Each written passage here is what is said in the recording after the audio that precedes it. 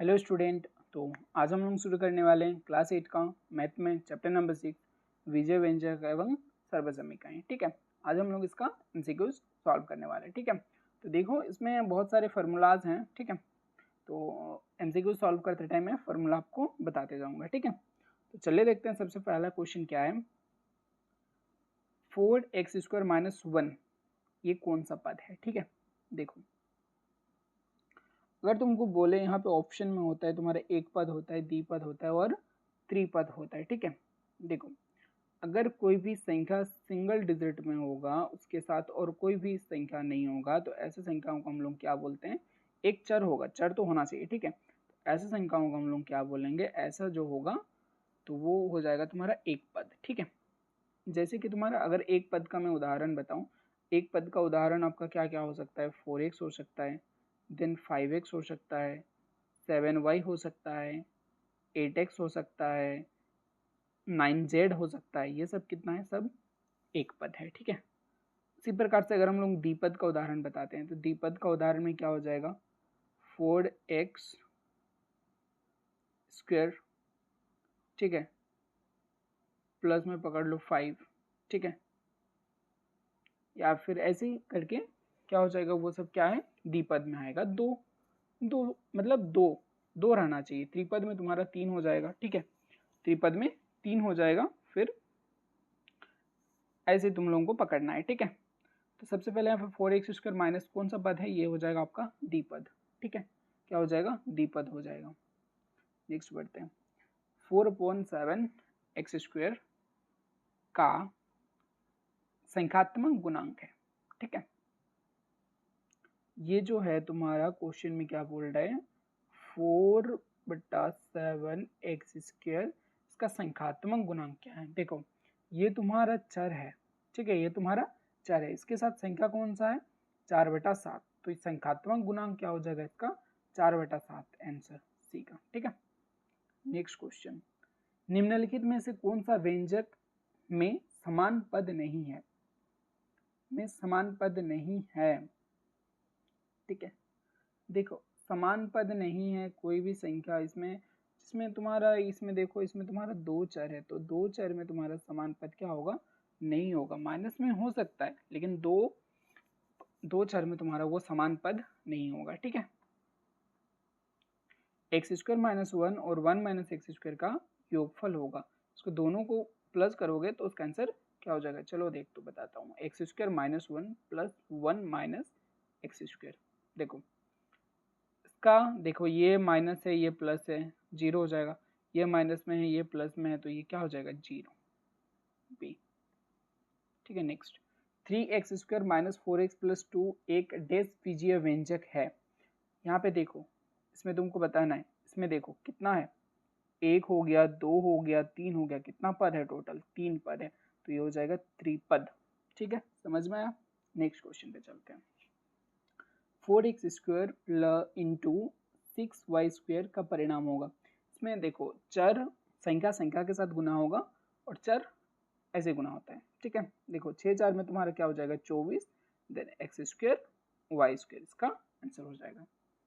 Next question पे चलते हैं, ये एक तुम्हारा फॉर्मूला भी है और यहाँ पे दिया हुआ भी है, a + b Guna a - b, इसका आंसर क्या होगा, निकाल भी सकते हो लेकिन ये फॉर्मूला में होता है तुम्हारा a² - b²। ठीक है, a² और a² - b² का गुणनफल होगा, इसको हम लोगों को गुना करना है, गुना करते हैं, a² -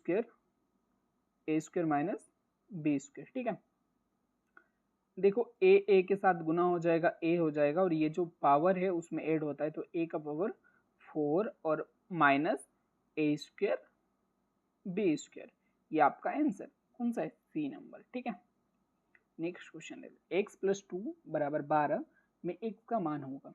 देखो सॉल्व करते हैं, x + 2 = तुम्हारा 12 है, तो x के साथ जो प्लस है वो अगर बराबर के उस साइड चला जाएगा तो माइनस हो जाता है, तो 12 - 2 बराबर तुम्हारा आंसर कितना आ गया, 10। ठीक है, सी।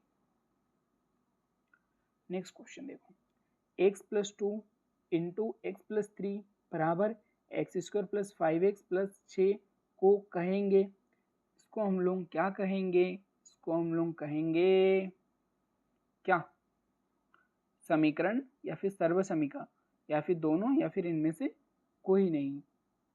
ठीक है, तो इसको हम लोग कहते हैं, तो इसको हम लोग कहते हैं सर्वसमीका। ठीक है, चलो देखते हैं next question. Next question, x plus 2 बराबर 12 है, तो इसको हम लोग कहते हैं, इसको हम लोग क्या कहते हैं, इसको हम लोग एक समीकरण कहते हैं। क्या कहते हैं, समीकरण।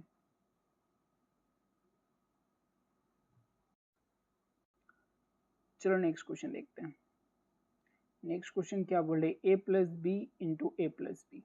ठीक है, अब दोनों प्लस में है, तो ठीक है, तो इसको हम लोग क्या क्या करना पड़ेगा, अरे बाबू लोग a प्लस बी है और यहाँ पे भी तुम्हारा गुना a प्लस बी है, तो हम लोग क्या कर सकते हैं, a प्लस बी और ये दोनों का स्क्वायर कर सकते हैं। तो इसका आंसर क्या हो जाएगा, इसका आंसर हो जाएगा c। ठीक है, टू a माइनस बी। तो इसको हम लोग कैसे निकालेंगे, देखो दोनों a माइनस बी है, तो a माइनस बी का क्या हो जाएगा, स्क्वायर हो जाएगा। और a माइनस बी का स्क्वायर का फॉर्मूला क्या होता है, a माइनस बी का whole square, a square minus 2ab plus b square, किसमें है, सी पे है, तो ये आपका आंसर हो जाएगा। ठीक है, नेक्स्ट क्वेश्चन पे देखते हैं, आपका 14 नंबर क्वेश्चन देखते हैं। इसमें बोला है 2a plus b into 2a minus b. ठीक है, तो कौन सा फॉर्मूला में चलेगा, ये चलेगा a plus b into a minus b. तो क्या हो जाएगा आपका 2a का स्क्वायर माइनस बी का स्क्वायर, 2 का स्क्वायर हो जाएगा 4 a square minus b square, ये आपका आंसर हो जाएगा डी नंबर। ठीक है, a प्लस बी का होल स्क्वायर, इसका मान निकालना है तो आराम से निकाल सकते हैं, a प्लस बी का होल स्क्वायर से निकाल सकते हैं। ठीक है, तो a प्लस बी का होल स्क्वायर से निकालेंगे तो a square plus 4a plus 4। ठीक है, दिमाग में कैलकुलेशन करना सीखो, डी नंबर।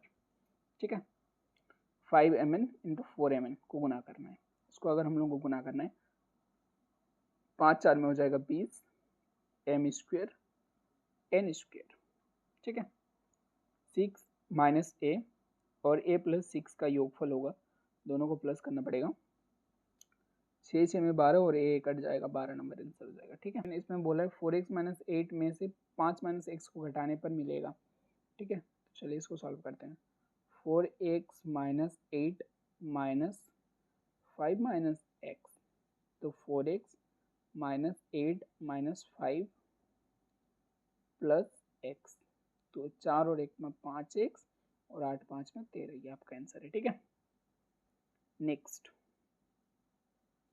नेक्स्ट में आपका इसको भी क्या करना है, प्लस करना है, तो इसका में है आपका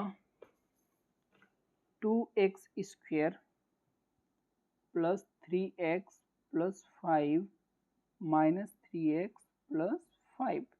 ठीक है, इसको हम लोग सॉल्व करना है, तो ये माइनस 3x और ये प्लस 3x कटेगा, 5 5 में 10 मतलब 2x स्क्वायर प्लस 10, ये आपका आंसर। ठीक है, next x square plus y square plus z square एक डेस बीजीय व्यंजक है, एक डेस व्यंजक है बोला है। ठीक है, तो देखो कितना है इसमें, इसमें 3 चर हैं।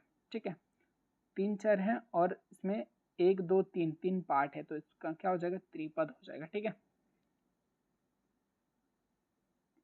समझ में आया, एक पद द्विपद त्रिपद। देखो मैं फिर से एक बार बता देता हूँ, अगर एक पद बोला है, एक पद बोला है तो उसका एग्जाम्पल कैसे रहेगा, ऐसे रहेगा 4x हो गया, 5y हो गया, या फिर 7z हो गया, 3t हो गया, 3t स्क्वायर भी हो सकता है। ठीक है, ऐसे हो जाएगा आपका एक पद। ठीक है, अगर आपको द्विपद बोले, अगर आपको द्विपद बोले, द्विपद का एग्जाम्पल कैसे हो जाएगा, यहाँ पे मान लो 6x स्क्वायर प्लस 2 है। ठीक है, ऐसे होता है द्विपद। अगर तुमको त्रिपद बोले, अगर त्रिपद बोले, अगर त्रिपद बोलता है तो यहाँ पे उसका एग्जाम्पल कैसे होगा, उसका एग्जाम्पल ऐसे होगा 3x square plus 2x plus 1, ऐसा हो सकता है। यहाँ पे मान लो 5t square plus 3t plus 2, ऐसे हो सकता है। ठीक है, ये सब क्या है, त्रिपद है, मतलब 1 2 3 1 2 3 ऐसे भी समझ सकते हो, या फिर एग्जाम्पल याद रख के भी समझ सकते हो। ठीक है, तो मिलते हैं नेक्स्ट वीडियो पर, नेक्स्ट चैप्टर को। ठीक है, नेक्स्ट चैप्टर पर मिलते हैं।